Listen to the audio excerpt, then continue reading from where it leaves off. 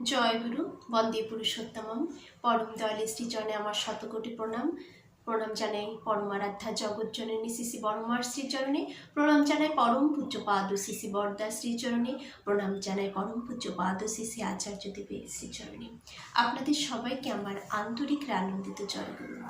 সবার ইষ্টচ্ছল মঙ্গলময় জীবনে প্রার্থনা রাখি আমার পরম দয়ালের শ্রীচরণে। সবাই খুব ভালো থাকুন, সবাই সুস্থ থাকুন। আমরা ঠাকুরের কত কিছুই না জানি না, কত কিছু অজানা থাকে, কিন্তু এই ইষ্ট প্রসঙ্গগুলো করলে বা ইষ্ট প্রসঙ্গ শ্রবণ করলে আমরা অনেক কিছু জানতে পারি। আর এই জানা রোজ রোজ এই যে পাঠ করছি বা আপনারা যে শ্রবণ করছেন, এই করার মধ্য দিয়ে সর্বদা আপনারা কিন্তু ইষ্টের সাথে যুক্ত থাকছেন। খুব ভালো লাগে আপনারা যখন পাঠগুলো শ্রবণ করেন, তখন মনে হয় কত মানুষ রয়েছে যে ঠাকুরকে সত্যি ভালোবাসেন। ভালো না বাসলে কিন্তু আপনারা রোজ এই পাঠগুলো শুনতেন না। জানার ইচ্ছে বা নিজেকে আরও আপডেট করার ইচ্ছে আমাদের ভেতরে প্রচুর মানুষের রয়েছে। আমরা যেন এভাবে ঠাকুরের মতন করে নিজেকে তৈরি করার জন্য যেন এগিয়ে আসি এবং এগিয়ে চলি, এবং নিজের জীবনটাকে যেন পরিপূর্ণতায় ভরে তুলতে পারি। সুখ কাকে বলে তা তো আমরা ঠাকুরের সান্নিধ্যে এসে জানতে পেরেছি সবাই, যে সুখ কখনো স্বর্গে গিয়ে হয় না।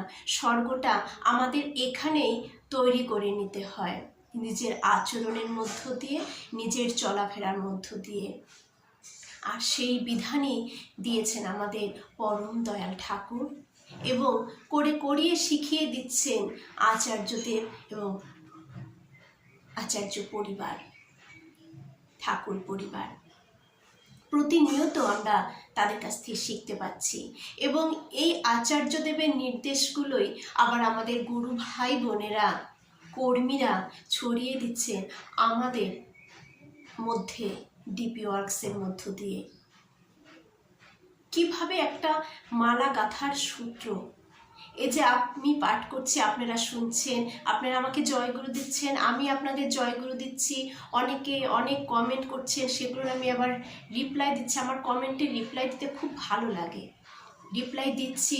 এতে মনে হচ্ছে অনেকের সাথে অনেক রিপ্লাই দিতে গিয়ে মনে হয় যে কত দিনের মনে হয় আমাদের সম্পর্ক, কত আপন আমরা। সত্যিই তো আমরা আপন, আমরা তো এই একই পিতার সন্তান, সবাই আমরা ভাই বোন, সবাই আমাদের ভেতরে একটা রক্তের সম্পর্ক। জয়গুরু, সবার মঙ্গল প্রার্থনা করে সবাই খুব ভালো থাকবেন। আমরা ধ্যান করি, ঠাকুর আমাদের ধ্যান করতে বললেন, আর এই মেডিটেশনের কত যে ক্রিয়া বা কত যে উপকার আমাদের, তা কিন্তু আমরা সবাই কম বেশি জানি। এখন ধ্যানটা কিভাবে করতে হয়, কোন জায়গায় ধ্যান করতে হয়, আমরা সবাই জানি যে ধ্যান করতে বসবো, ধ্যান করব, ঠাকুরের মূর্ত বিগ্রহকে, ঠাকুরকে ছবি হিসেবে আমার ভেতরে ফুটিয়ে তুলব, এই আজ্ঞা চক্রে আমি ফুটিয়ে তুলব ঠাকুরকে। এটা আমরা সবাই কম বেশি জানি। তো সেটা নিয়ে এই যে ধ্যান করিস কোন জায়গায়, এই ধ্যান করাটা আমি আজ্ঞাচক্রে ঠিক সঠিক জায়গায় ধ্যান করছি তো, এই সঠিক জায়গায়, আজ্ঞাচক্রের সঠিক জায়গায় যদি আমার ধ্যানটা মনোযোগ সহকারে হয়, তবে কিন্তু আমাদের সব প্রাপ্তি হবে। ধ্যানের মধ্য দিয়ে যা পাওয়া যায় তা আমরা পাব। শ্রী শ্রী পিতৃদেব সতীশদাকে জিজ্ঞাসা করলেন, ধ্যান করিস কোন জায়গায়? সতীশদা আঙ্গুল দিয়ে দেখিয়ে বললেন, আজ্ঞাচক্রে। শ্রী শ্রী পিতৃদেব, তা বললে তো হবে না। পরমহংসদেব তোতাপুরীর কাছে দীক্ষা গ্রহণ করেছিলেন, তোতাপুরীকে জিজ্ঞাসা করেছিলেন কোন জায়গায় ধ্যান করব। তোতাপুরী আজ্ঞাচক্র দেখিয়ে বলেছিলেন এই জায়গায়। পরমহংসদেব আবার জিজ্ঞাসা করলেন কোন জায়গায়? তোতাপুরী আবার বলে দিচ্ছেন এই জায়গায়, মানে আজ্ঞাচক্র দেখিয়ে দিলেন। একটা কাচের টুকরো পড়েছিল, তা দিয়ে তোতাপুরী আজ্ঞাচক্রের একটা বিন্দু দেখিয়ে বললেন এই জায়গায়।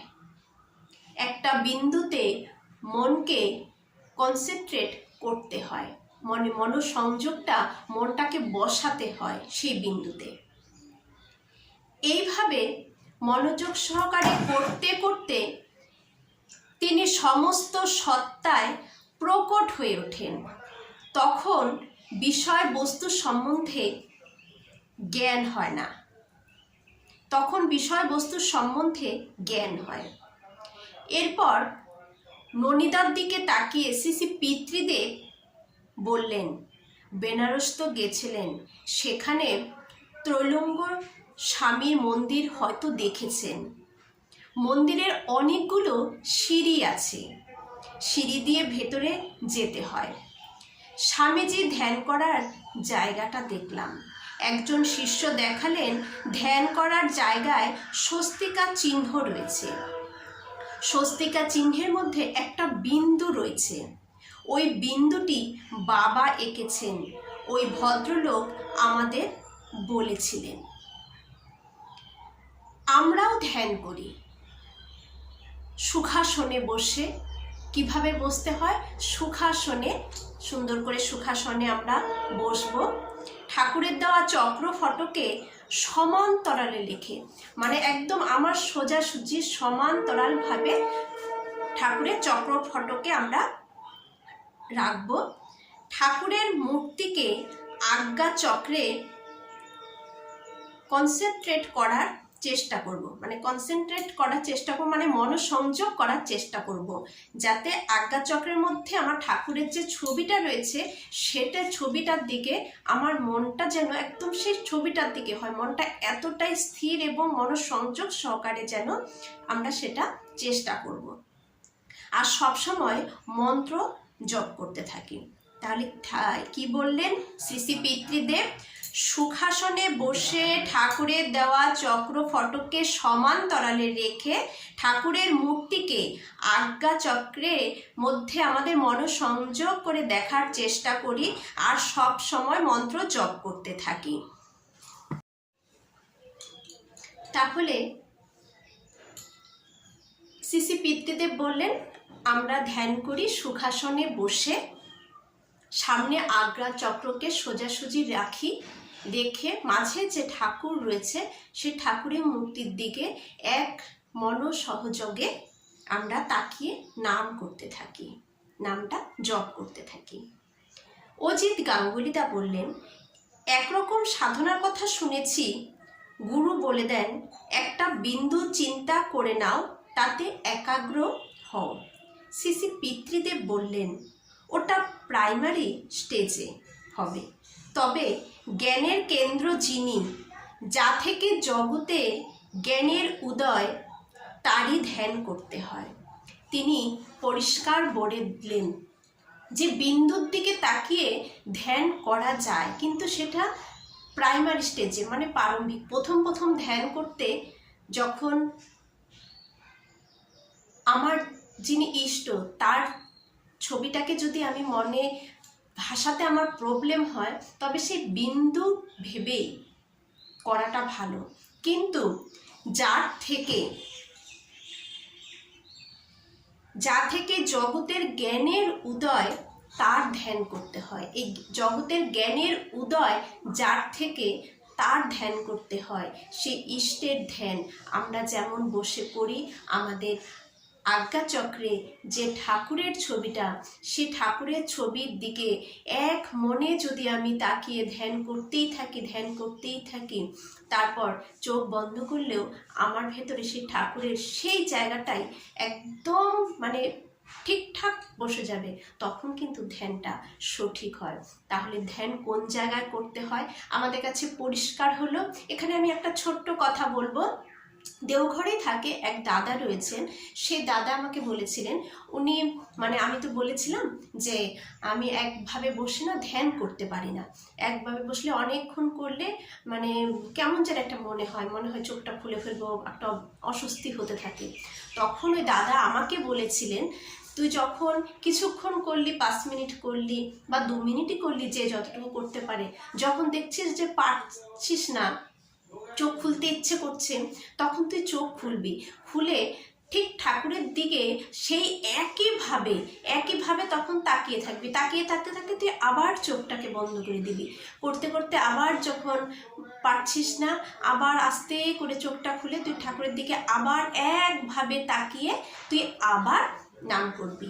এভাবে অনেকটা সময়ও আমরা করতে পারবো, করার ইচ্ছেটাও জাগবে, করাটাও হবে, করতে করতে ওটাই অভ্যস্ত হয়ে উঠবে আমার, তখন আমি চোখ বুজেই করে যেতে পারবো। খুব সুন্দর। তাই ধ্যান করিস কোন জায়গায়, ধ্যান কোথায় করতে হয়, শ্রী পিতৃদেব আমাদের খুব সুন্দরভাবে আজ্ঞাচক্রে কোথায় করতে হয় বলে দিলেন।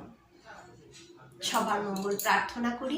আমি ধ্যান নিয়ে আরও কিছু পোস্ট করব, অনেক সুন্দর সুন্দর আমি ধ্যানের ব্যাপারে পড়েছি, অনেক কিছু, সেগুলো আপনাদের কাছে আমি শেয়ার করব, যাতে আপনারাও আরও আগ্রহের সাথে ধ্যান করার ইচ্ছে জাগে এবং আগ্রহটা বেড়ে যায়, আরও অনেক কিছু জানতে পারেন, এটাই চেষ্টা করব। অনেকেই জানেন, আমরা অনেকেই জানা হয়ে ওঠে না, এর মধ্য দিয়ে আপনারা সবাই জানবেন, সবাই পাশে থাকবেন।